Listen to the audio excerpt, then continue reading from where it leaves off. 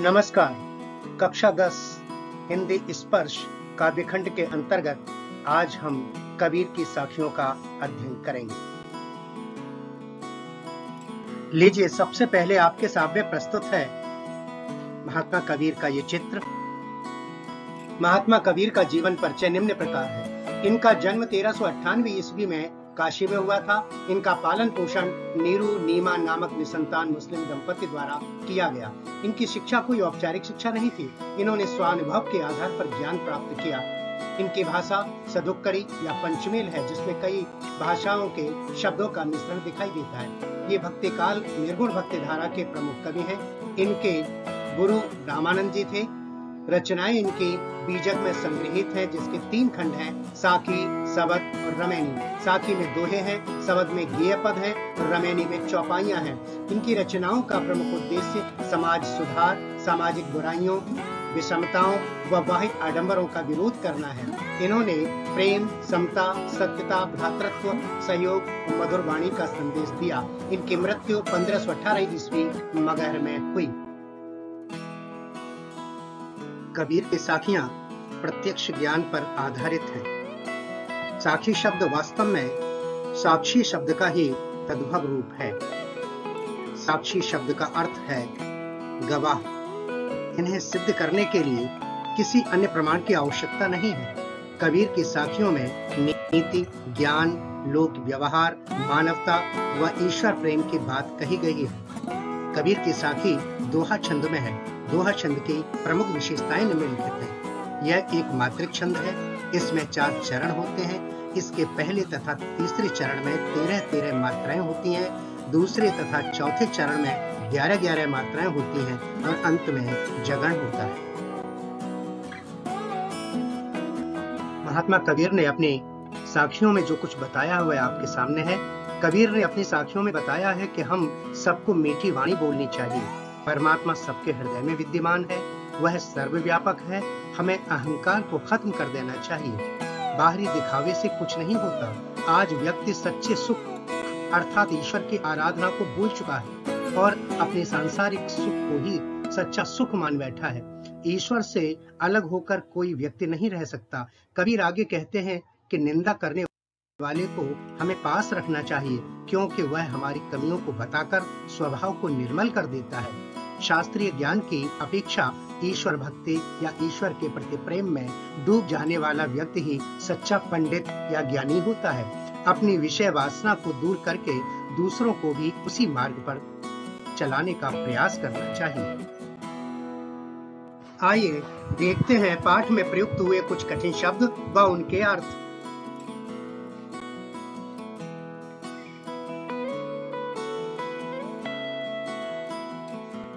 कबीर की पहली साखी आपके सामने है। ऐसी वाणी बोलिए मन का आपा खोए, अपना तन शीतल करे औरन को सुख होए। कबीर जी इस साखी के माध्यम से हमें बताना चाहते हैं कि हर व्यक्ति बोलता है, लेकिन बोलना कैसे चाहिए। उन्होंने बताया यहाँ पर कि हम जब भी बोलें तो हमारे मन के अंदर आपा यानी घमंड नहीं होना चाहिए। घमंड को त्याग करके हमें दूसरों से बात कहनी चाहिए, दूसरों से बोलना चाहिए, क्योंकि ऐसी वाणी दूसरों को प्रसन्न करती है, सुनने वाले को सुख मिलता है और इसके साथ ही साथ हमें भी सुखी कर देता है। हमें भी सुख प्राप्त होता है, संतुष्टि मिल जाती है। कबीर की दूसरी साखी। कस्तूरी कुंडली बसे, मृग ढूंढे बन माहे, ऐसे घट घट राम है दुनिया देखे नाहीं। व्याख्या।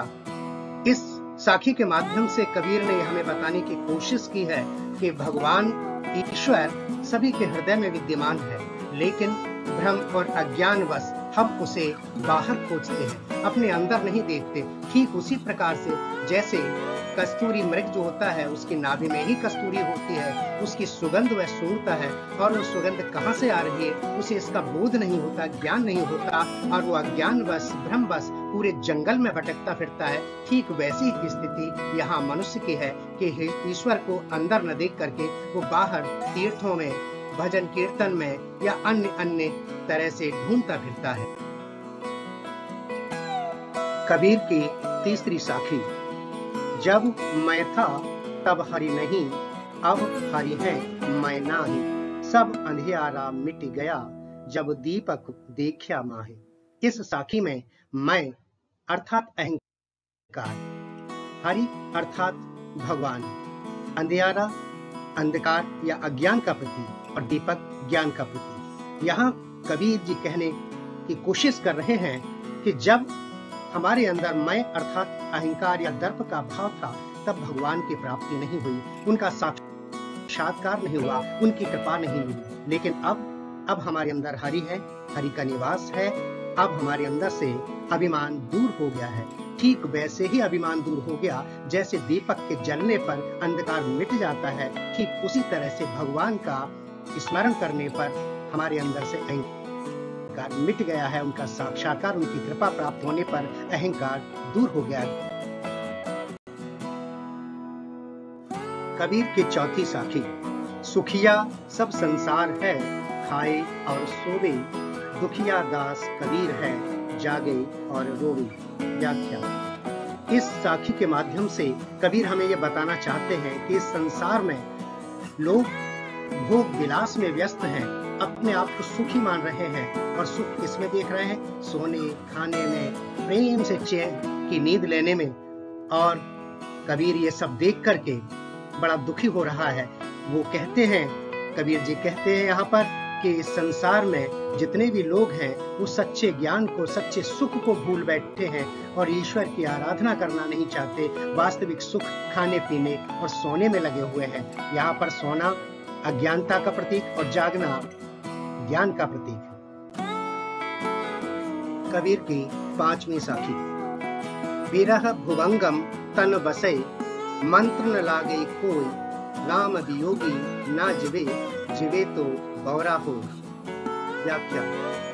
इस साखी के माध्यम से कबीर ये बताना चाहते हैं कि जो विरह होता है वो सांप के समान होता है। तो श्री राम या भगवान के वियोग रूपी नाग जब डस लेता है किसी को, तो उस विष को उतारना बहुत मुश्किल होता है, क्योंकि उसके लिए कोई तंत्र मंत्र काम नहीं करता, क्योंकि सीधे वो हृदय पर असर करता है। शरीर के ऊपर काटने पर तो मंत्र काम कर सकता है, लेकिन राम का जो वियोगी होता है उसके विरह में जो तड़पता है, ऐसे व्यक्ति के लिए कोई मंत्र काम नहीं करता। अगर वो जीवित बच जाता है तो वह पागल हो जाता है, पहले तो वो जीवित बचता ही नहीं है, और अगर बच भी जाए तो पागल हो जाता है। और विरह भुवंगम में रूपक अलंकार है। कबीर की छठवीं बहुत ही महत्वपूर्ण साखी। निंदक नेड़ा राखिए, आंगन कुटी बंधाए, बिन सावण पानी बिना, निर्मल करे सुभाए। व्याख्या। इस साखी के माध्यम से कबीर ने हमें बताने की कोशिश की है कि पहले तो इस संसार में जितने भी लोग हैं उन्हें अपनी निंदा अच्छी नहीं लगती, और निंदक जो होता है उसका पास में रखना नहीं चाहते। लेकिन यहाँ पर कबीर ये कहते हैं कि व्यक्ति को करना ये चाहिए कि जो भी निंदा करने वाला है उसको अपने घर में ही, उनके अपने पास में ही रखना चाहिए। क्यों? क्योंकि अगर वो पास में रहेगा तो उसके स्वभाव को साफ कर देता है, उसकी कमियां बता करके ये कोशिश करता है कि उसके अंदर सुधार आ जाए और उसके स्वभाव को वो पवित्र कर देता है, निर्मल कर देता है। कबीर की सातवीं साखी। पोथी पढ़े पढ़ जग मुआ, पंडित भया न कोई, एकई अशेर प्रेम का, पढ़े सुपंडित कोई। व्याख्या। इस साखी के माध्यम से प्रेम की महत्ता को स्पष्ट किया गया है। कबीर ने बताया कि संसार में लोग न जाने कितने बड़े बड़े शास्त्र और ग्रंथों को पढ़ लेते हैं और चले जाते हैं संसार से, लेकिन प्रेम करना नहीं सीख पाते। वास्तव में पोथी पढ़ने से कुछ नहीं होगा, अगर प्रेम करना नहीं सीख पाया तो कुछ नहीं है। जिसने भी एक अक्षर प्रभु के प्रेम का पढ़ लिया है, वास्तव में महापंडित महाज्ञानी वही है। इसलिए हमें दुनिया से प्रेम करना चाहिए, सबसे प्रेम करना चाहिए। इस पाठ की आखिरी साखी। हम घर जालिया आपना, लिया मुराड़ा हाथी, अब घर जालों कास का, जे चले हमारे साथ। व्याख्या। कबीर ने इस साखी के माध्यम से बताने की कोशिश की है कि कबीर कहते हैं कि यहाँ हमने अपने विषय वासना आसक्ति माया मोह से भरे हुए घर को ईश्वर की साधना के माध्यम से जला दिया है। उस मुराड़ा यानी के मशाल को लेकर के जला दिया है। अब मैं उसके घर को भी पवित्र कर दूंगा जो सांसारिक मोह माया को त्याग करके हमारे साथ चलने को सहर्ष तैयार हो। इसलिए माया मोह को त्याग करके ईश्वर के रास्ते पे चलना ही श्रेयस्कर है। कबीर की साखियों से संबंधित कुछ प्रश्न अभ्यास के लिए आपके बीच में रख रहा हूं। पहला प्रश्न, मनुष्य को मीठी वाणी क्यों बोलनी चाहिए? दूसरा, ईश्वर को मनुष्य कहां कहां ढूंढता है?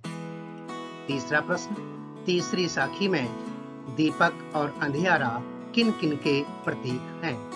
चौथा प्रश्न, कबीर क्या देखकर दुखी हैं और क्यों?